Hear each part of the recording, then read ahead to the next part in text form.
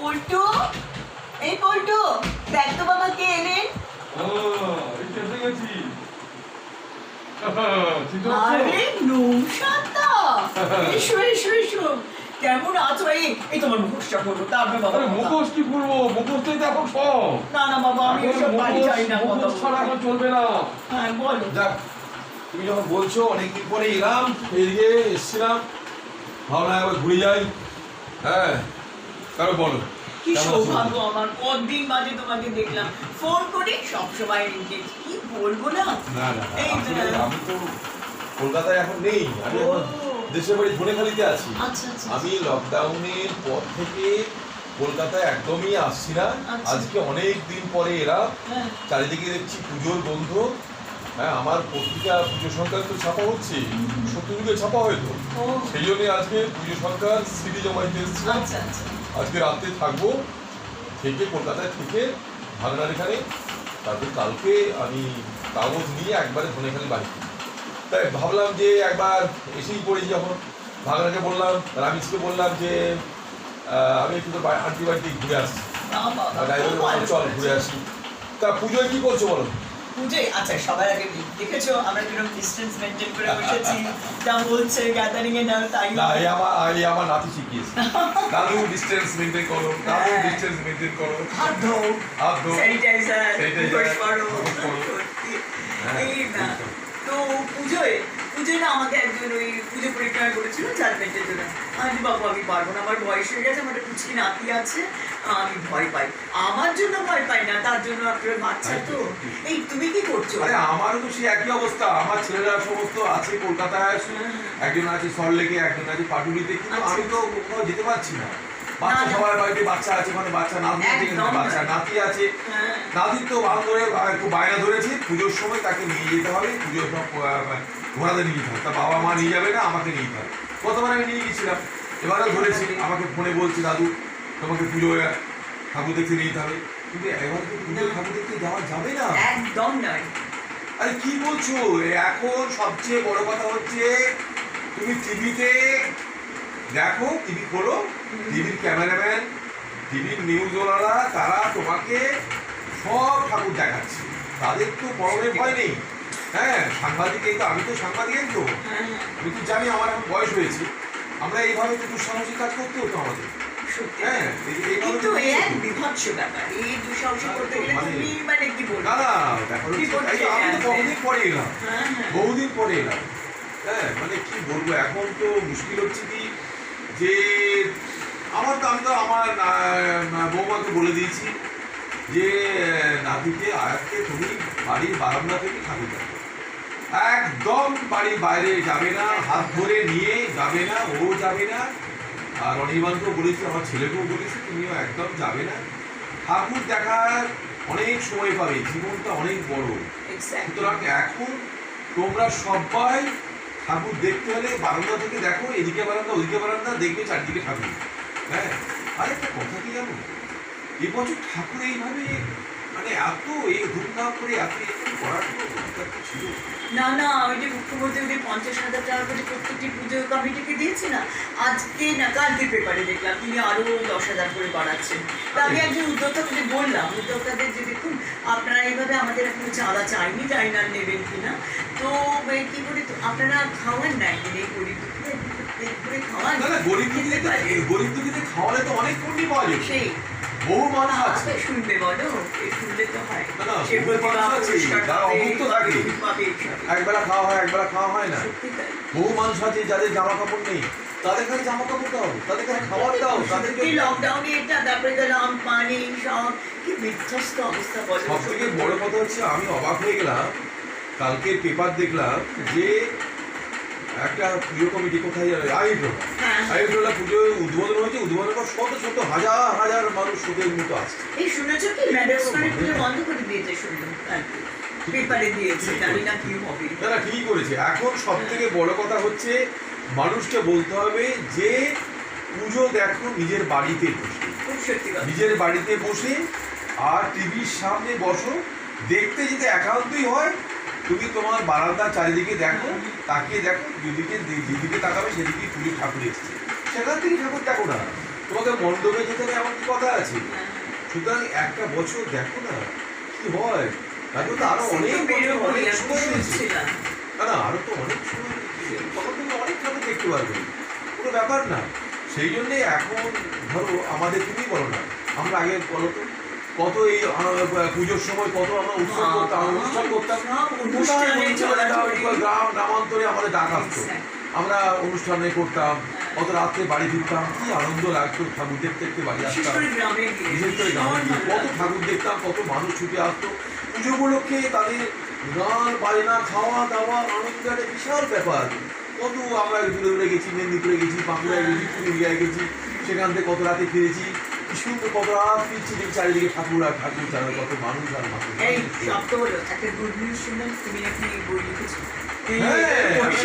আরে বাবা, আমি এবারে উপন্যাস নয়, আর গল্পও নয়, কবিতাও নয়, নাটকও নয়, অনেক লিখেছি, গল্প অনেক লিখেছি। এবারে একটা দারুণ একটা নিরস জিনিস লিখলাম, দারুণ লিখলাম। হ্যাঁ, আমার বই তুমি জানো তো যে আমার বই মানে প্রতি বছরই তার এডিশন হয়।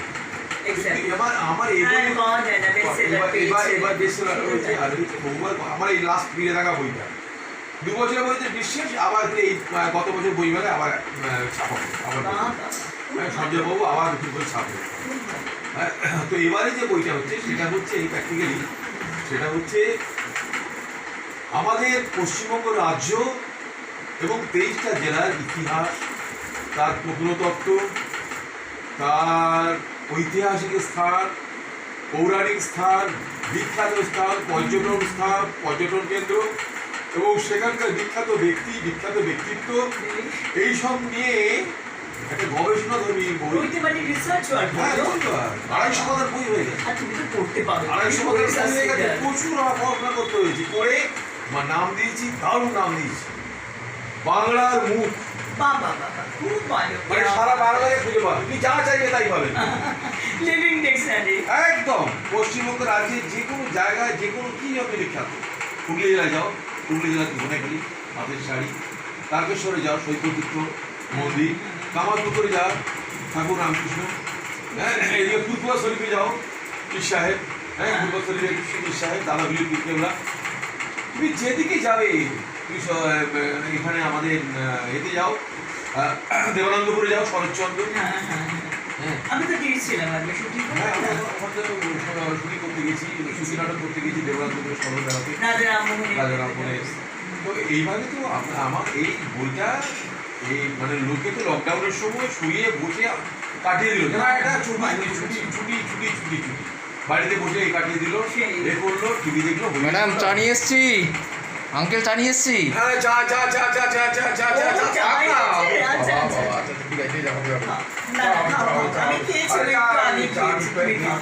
আমি এখন চা পরে খাবো, এখন তোমার সঙ্গে অনেকদিন পরে দেখা হচ্ছে, অনেকদিন পরে আমরা কত এই সময় কি আনন্দ হতো, পুজো আসছে মানে আমাদের কত প্রোগ্রাম। সত্যি আমরা পারতাম না, আমরা বলতাম এই ডেটটা অল্টার করবো। আচ্ছা একটা জায়গায় মনে কতদিন ধরে বলো তো, আজকে 7 মাস হতে চললো আমরা একটা প্রোগ্রাম করি।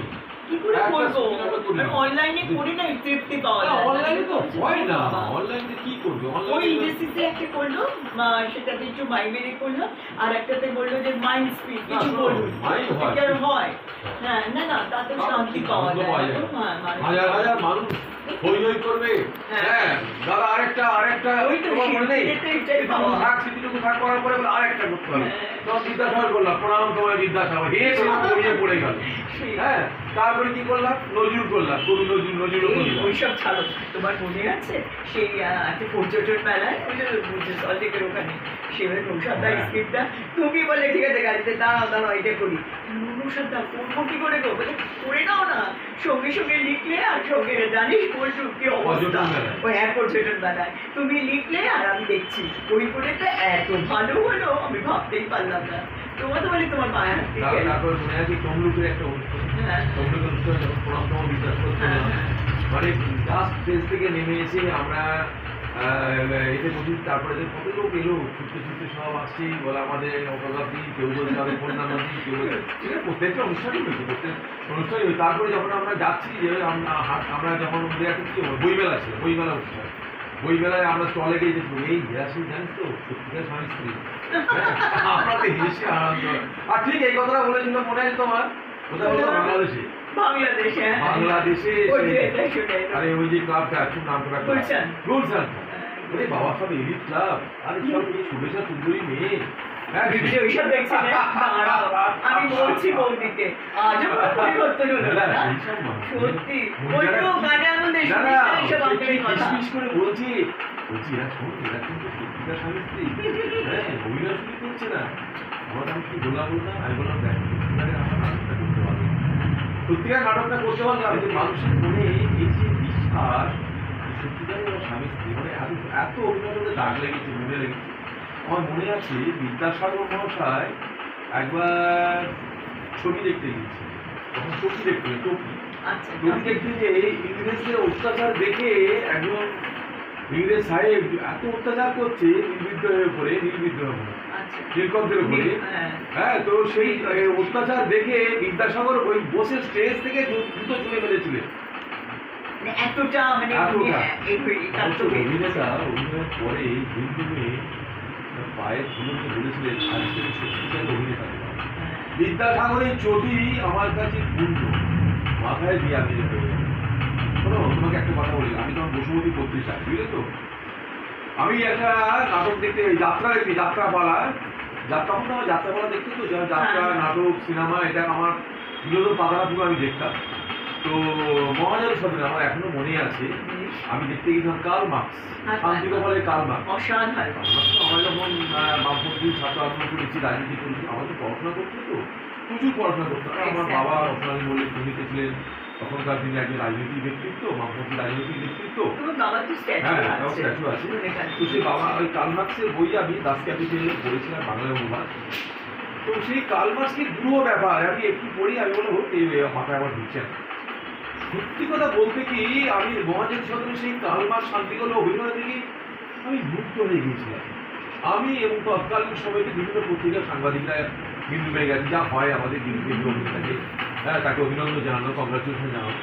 হরে কৃষ্ণ কুমার গেছেন, প্রমোদ দাসগুপ্ত গেছেন, তখন আমরা বেশ শান্তিগোপাল এসেছি। শান্তিগোপালকে তখন পিকচারে আমার মনে আছে হরে কৃষ্ণ কুমার বলছেন, তৎকালীন সময় ভূমি সংস্কার মন্ত্রী হরে কৃষ্ণ কুমার ত্রিপুরা নেতা বলছেন যে আমরা 100টা বক্তৃতা দিয়ে কার্ল মার্কসকে যা বোঝাতে পারবো না, তুমি একটা অভিনয়ের মধ্য দিয়ে এই হাজার হাজার মানুষকে তুমি বুঝিয়ে দিবে।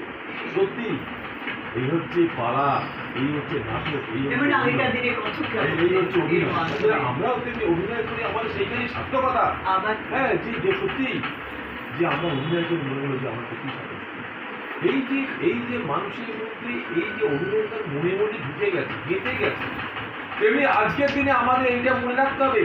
আমরা দুজন একজন অভিনেতা অভিনেত্রী আমরাও মানুষের কাছে এই বার্তাই দিতে চাই যে তোমরা সবাই নিজস্ব হই হই না করে, লাফালাফি না করে, দৌড়দৌড়ি না করে, ভিড়ের মধ্যে না দৌড়ে, না ছুটে যেয়ে কে আগে ঠাকুর দেখতে পারে যাবে সেটা না করে তোমরা প্রত্যেকে তোমাদের বাড়ির মধ্যে টিভির সামনে তোমরা ঠাকুর দেখো, বারান্দার সামনে দাঁড়িয়ে দাঁড়িয়ে ঠাকুর দেখো। আর একটা কথা কি বলতো, এই যে এই মুখোশটা পড়তে তোমরা ভুলবে না। আমি তুমি যে ভুলো ওর ব্যাগ ফেলছো, বই ফেলছো, এইটি আর স্যানিটাইজার ভুলো কিন্তু না একদম। হ্যাঁ একদম না তো বললে আবার দেখো ওইটুকুনি ফেলে দিয়ে চলে গেল, সর্বস্ব নিলে ফেলে ফেলেছে। দেখো আমি বেশি কথা এখন আর বলতে পারছি না। আচ্ছা তোমার চাটা একটা ঠিক আছে, চাটা যখন দিয়েছো একটুখানি দেখছিল তো ওটাই আমার একদম ঠান্ডা হয়ে গেছে, আর খাওয়া যাবে বাবা না বাবা মাইক্রোওয়েভ খাবে না এই পল্টু আচ্ছা না নিস না আরে বাবা এই মাত্র রামিসদের বাড়ি থেকে আমি চাটা খেয়ে চাটা খেয়ে এই আসছি, এখন আর চা খাবো না। কি ভাবি আমার এসেছো দয়া করে আবার এসে পুজো আবার আসবো, মুখোশটা করে নিই, মুখোশটা করতেই হবে, এটা হচ্ছে আসল কথা, মুখোশটা করতে হবে। হ্যাঁ আর স্যানিটাইজেশনে আসতে হবে, এটা করে আমাদের। আচ্ছা আসি আবার কবে জানি না, কবে দেখা হবে, কবে আবার সেই নাটক করতে পারবো, কবে আমরা আবার আমরা গাঁও করে ফিরে যাবো। যাই, আমি তো বিরাম মা। না না চলো। ঠিক আছে ঠিক আছে ঠিক আছে এসো কিন্তু ঠিক আছে। আবার। হ্যাঁ হ্যাঁ আসবো বৌদি, আসবো বাচ্চা ভালো থেকো ভালো থেকো হ্যাঁ ভালো ভালো থেকো এসো দাদা, বেশ। খুব ভালো লাগলো।